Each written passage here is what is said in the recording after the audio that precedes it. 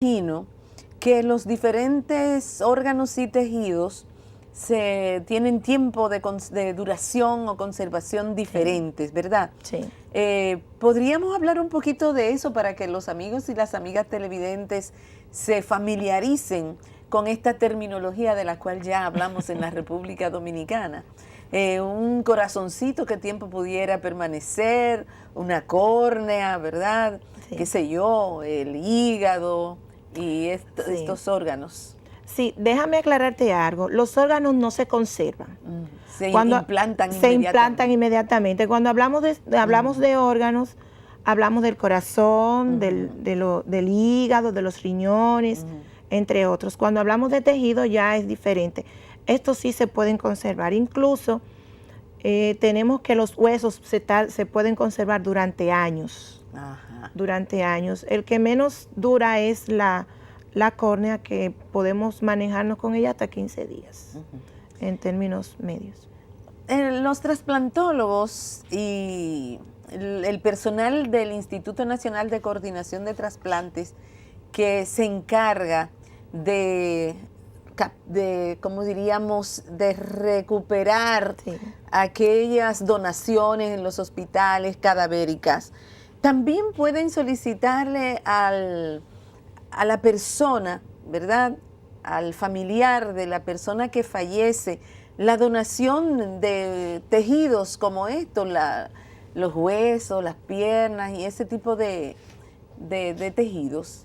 ¿Están dentro del protocolo de ustedes también esa solicitud a los familiares de personas que fallecen? Está contemplado. Lo que pasa es que actualmente, como no tenemos el banco en que conservar estos tejidos, no se les está pidiendo a los familiares que también donen los tejidos, sino que se hace la donación y el trasplante de manera simultánea de órganos. Ahora bien, una vez que se cree la infraestructura para un banco de tejidos, que puede comenzar como algo modesto, como un banco de conservación de no tantos tejidos, quizá 3 o 4. Entonces ya cuando se aborde a los familiares para presentarles el maravilloso regalo que es la donación, también se puede incluir la donación de los tejidos. De hecho, hay situaciones en las cuales los pacientes no pueden donar órganos, pero sí pueden donar tejidos. Y ese es un regalo que devuelve funcionabilidad y salud a otras personas.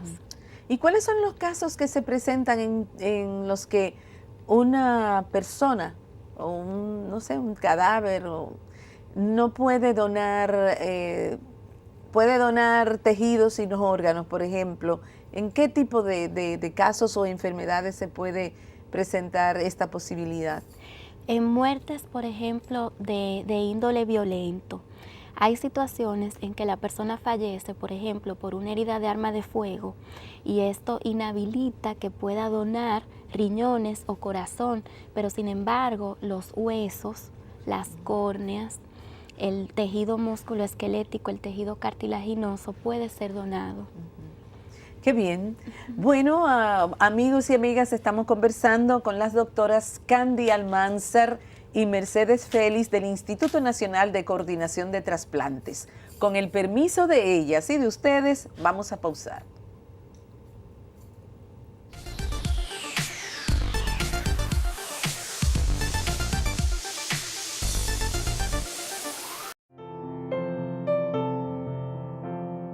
Instituto Nacional de Coordinación de Trasplante.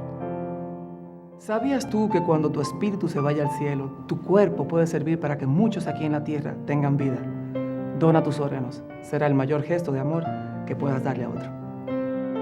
Siempre se puede más. Da vida, hazte donante.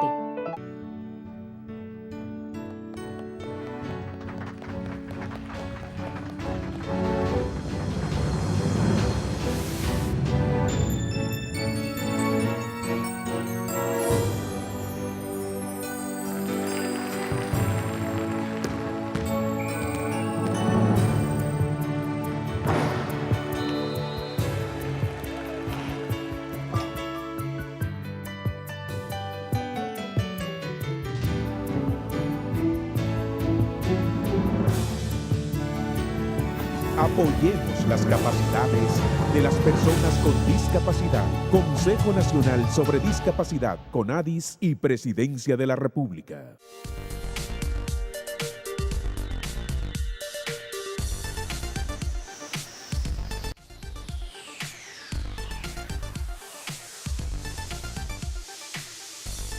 ¿Con cuántas cotizaciones se solicita una pensión en el régimen contributivo?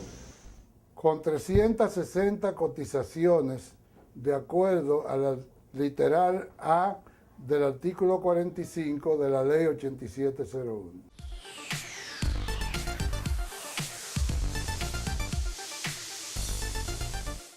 En la República Dominicana hay expertos en medicina que están tratando conjuntamente con el Instituto Nacional de Coordinación de Trasplantes de crear un banco de tejidos. Estamos conversando con las doctoras Candy Almanzar y Mercedes Félix sobre esta iniciativa. Doctoras, ¿y a quiénes beneficiaría en nuestro país la existencia de un banco de tejidos? A todo el mundo. A todos y a todas. Todos, a todos y a todas. Qué bueno. Claro que sí. ¿Por qué?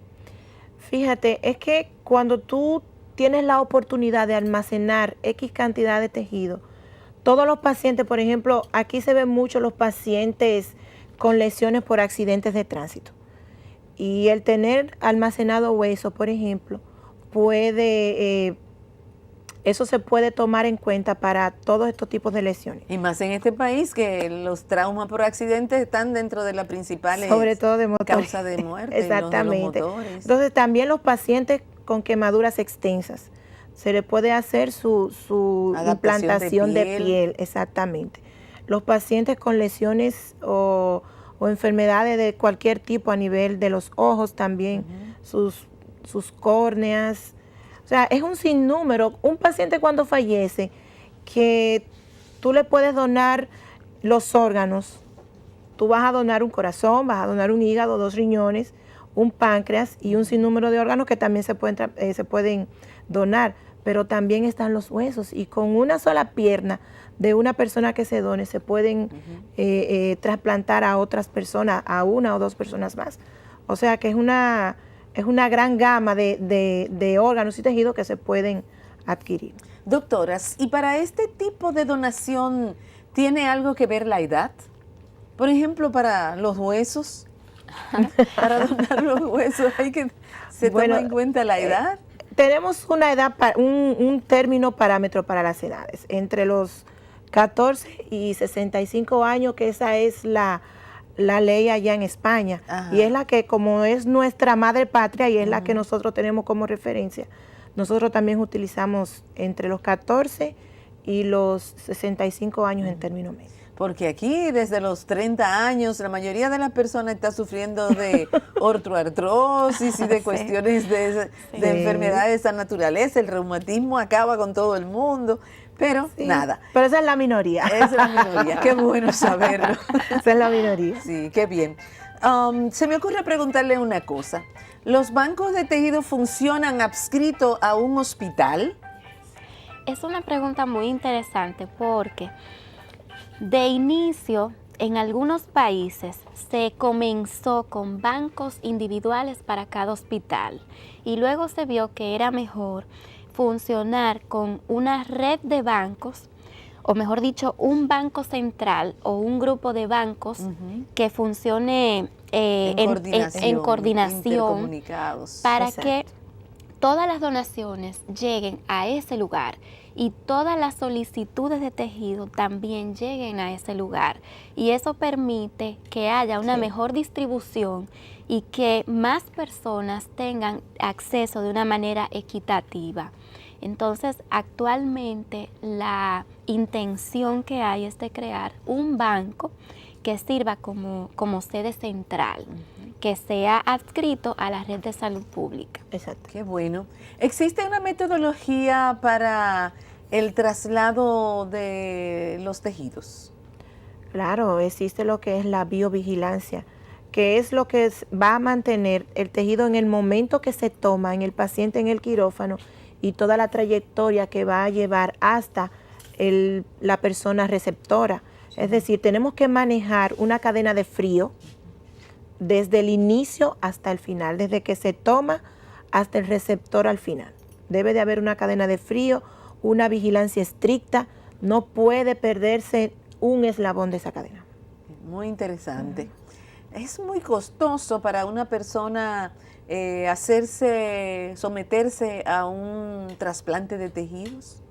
¿Resulta costoso en nuestro país? Hay que aclarar un punto y es el hecho de que la donación es un regalo. El receptor no va a pagar por ese tejido.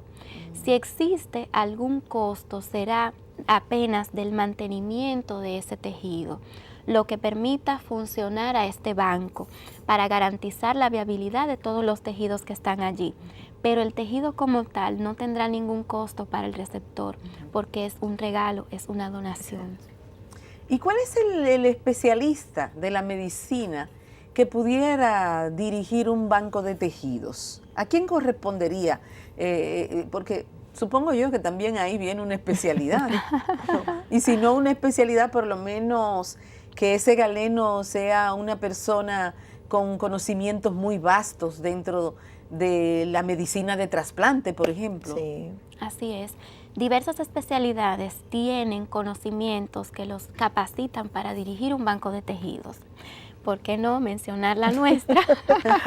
Sí, anatomía patológica. Que cae perfectamente Sí. en el... Pero de igual forma, Sí. un hematólogo, un infectólogo, un epidemiólogo, un cirujano, Sí. tienen el conocimiento necesario para garantizar el funcionamiento correcto de un banco de tejidos. Claro, y con el consecuente entrenamiento del área, por supuesto. Así es. Sí. Entonces, en la República Dominicana ya tenemos una ley para los bancos de tejidos.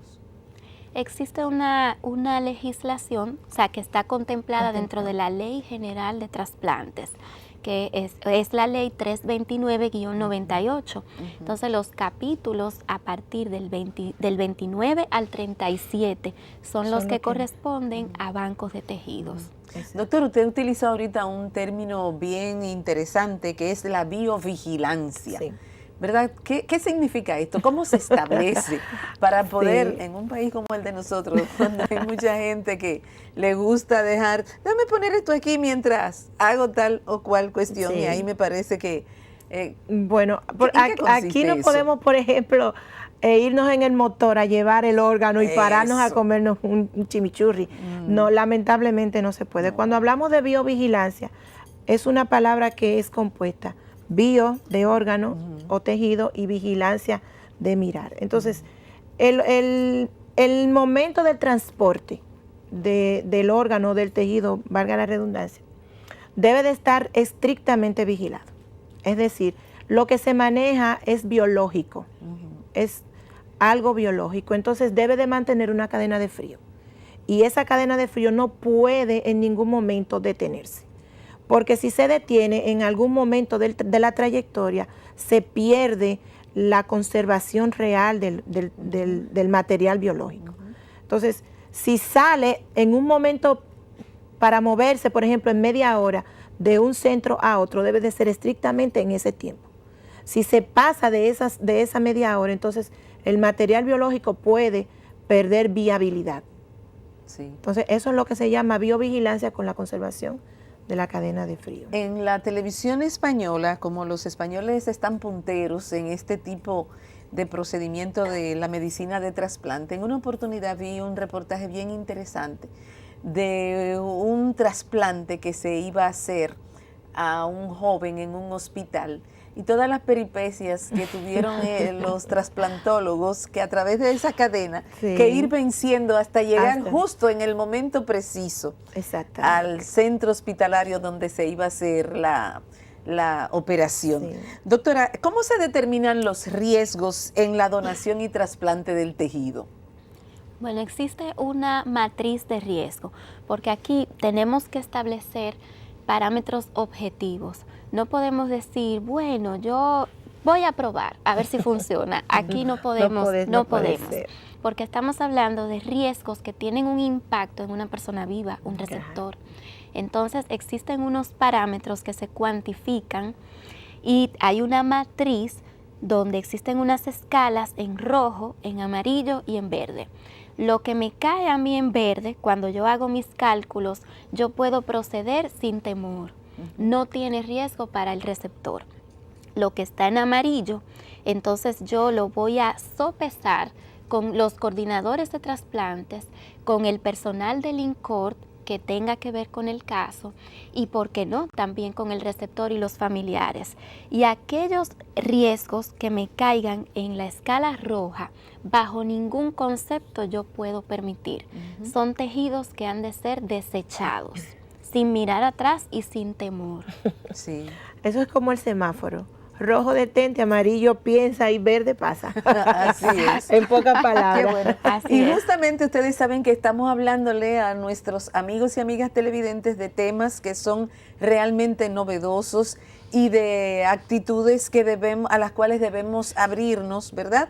Para contribuir a la mejoría y la calidad de vida de las personas cuando nos vamos de este plano o cuando tenemos la oportunidad de poder hacerlo a través de la donación de un órgano de uno de nuestros familiares queridos, que a veces la vida nos pone en esas situaciones.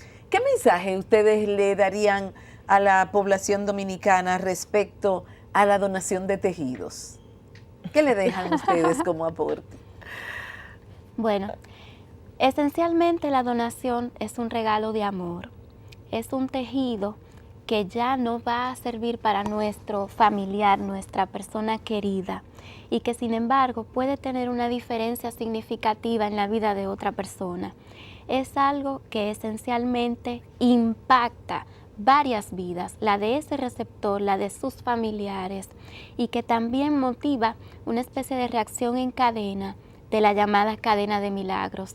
La donación es un regalo de amor y, de hecho, la donación de tejidos, como no requiere que sea algo tan inmediato y en condiciones tan reguladas, el familiar puede decidirlo en el momento del fallecimiento, de modo tal que nosotros debemos pensar más adelante en las demás personas, en el bien que podemos hacer.